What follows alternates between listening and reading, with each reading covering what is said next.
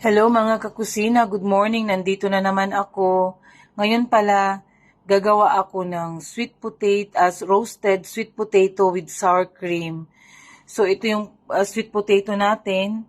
In-slice ko na siya. Hindi ko tinanggalan ng balat mga kakusina. Isang kamote lang to. Tapos, kailangan natin ng 2 tablespoon ng olive oil. Tapos, half teaspoon lang ng nasa sa inyo na yung salt, kayo na lang magtansya.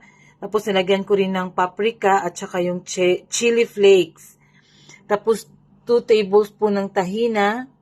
Tapos 35 grams ng butter at saka 1 tablespoon ng pistache at 2 tablespoon ng pomegranate at ang sour cream.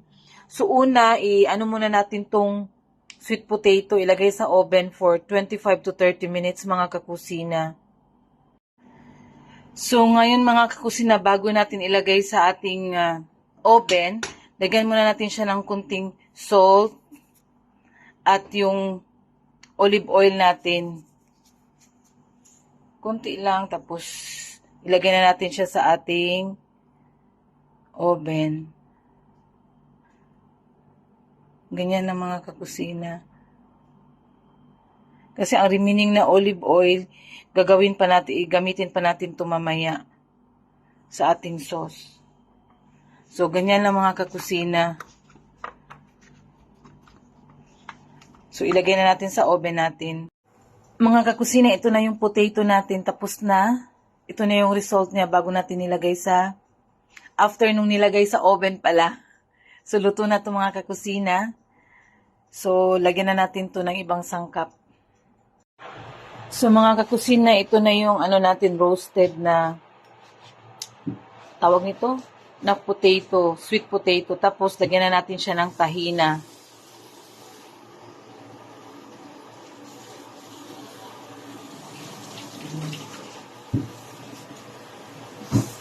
Tapos, ang ating pomegranate.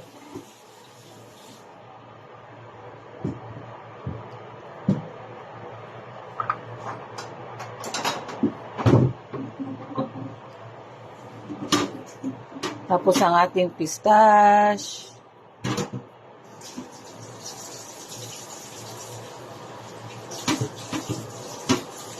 Tapos, ready to serve na ito mga kakusina. Salamat. Sa sunod ulit, ito na yung roasted sweet potato with sour cream.